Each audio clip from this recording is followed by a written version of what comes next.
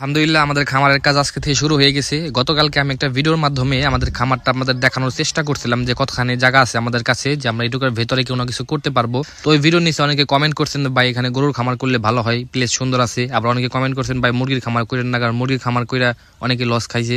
আবার অনেকে বলছেন ভাই এখানে কোয়েল পাখির খামার করলে আরো বেশি সুন্দর হয়। তো ইনশাল্লাহ আমরা শুরু করে দিছি, আপনারা আস্তে আস্তে দেখতে পারবেন আমরা এখানে কি করি। তো আজকে প্রথমে যে কাজটা করতে হচ্ছে সেটা হচ্ছে এই গাছটা হচ্ছে মরে গেছে, যার কারণে এই গাছটা আমরা কেটে ফেলাইতেছি।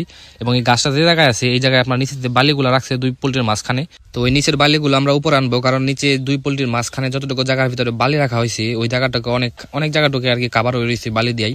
এবং উপরে যেহেতু আমরা কোনো কিছু করতেছি না বর্তমানে, যার কারণে ওইখান থেকে আমরা এই উপরে উঠাইবো, যার কারণে আমাদের উপরে এই জায়গাটাকে খালি করতে হইতেছে। আর গাছটা যেহেতু মরে গেছে তাহলে এটা কোনো প্রয়োজন নাই, যার কারণে কাটা ফেলাইতেছি।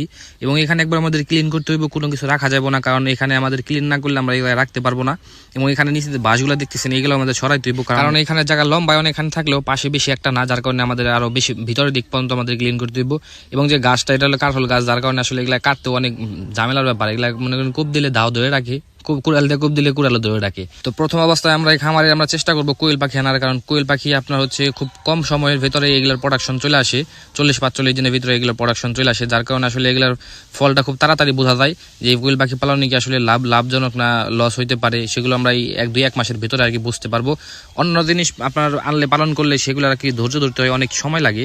তবে আমরা চাইতেছি যে এটা ছোট আকারে করা যায় এবং বড় আকারেও করা যায়, এবং এটা আপনার ইনভেস্টও খুব একটা বেশি হয় না বা বেশি করতে হয় না, অল্প ইনভেস্টে হয়ে যায়, যার কারণে আমরা প্রথম অবস্থায় কোয়েল পাখি আনার চেষ্টা করতেছি। আর যদি অভিজ্ঞতার কথা বলেন তাহলে মনে করেন যে খামার যেহেতু আগেও করা হয়েছে, যার কারণে অনেক মোটামুটি আলহামদুলিল্লাহ যেটুকু অভিজ্ঞতা সেটুকু দিয়ে চালানো যাইব, কেমনি কি করতে হয় কিভাবে কি করতে হয় সবকিছু আর কি মোটামুটি প্রসেসিং আমি জানি। এবং আমার সাথে আমার আব্বু আছে যেহেতু সে আরো বেশি অভিজ্ঞ, এবং সে যদি বলে দেয় এইভাবে করতে হয় তাহলে মনে করেন আর কোনো চিন্তাই নাই। যার কারণে মনে করেন আমরা শুরু করে দিচ্ছি বিসমিল্লাহ কইয়া, কারণ বসে থাকলে মনে করেন সময় নষ্ট হইব, আর সব বসে থেকে সময় নষ্ট করা যাবো না। আর কয়দিন যদি বসে থাকি, বিদেশ থেকে আসার পরে যদি কয়দিন বসে থাকি তাহলে এই শোল হয়ে যাবো আপনার অলস, এবং তখন আর কাজ করতে মন চাইবো না। যার কারণে মনে করেন যে শুরু করে দিছি, আর দেরি করতে নাই। নিচের বালিগুলো মাপ দিয়ে নিয়ে এলাম যাতে দেখা যায় যে উপরে কোন পর্যন্ত যাইতে পারে। এটার 4টা হয়েছে কিন্তু 3টা এই পর্যন্ত আছে, 4টা দিলে আমাদের রাস্তা বন্ধ হয়ে যায়, যার কারণে 4টা দেওয়া যাবো না, 3টায় রাখতে হইব। এবং এই দিক দিয়ে আমরা বড় করতে হইব যাতে মানে অনেকখানি জায়গা জুড়ে রাখা যায়, তারপর রাস্তা রাখা যাবো না। আর এই যে বাঁশগুলো এগুলো সরাইতে হইব, কারণ এগুলো যদি আমি এই জায়গায় রাখি তাহলে এগুলোর উপর দিয়ে বালে রাখতে হইব, যার কারণে এগুলো ধরে আপনার বাড়ির পেছনে রাখতেছি, যাতে মনে করেন ওই সাইডে থাকলে আর সমস্যা নেই, কারণ ওই সাইডে এখন কোনো কিছু করাইবো না, কোনো কাজ টাজও করাইবো না। আর এগুলো যেভাবে আসছে ওইভাবে পড়ে থাকবো, যার কারণে বাঁশগুলো ওই জায়গায় ঢুকে দিয়েছি।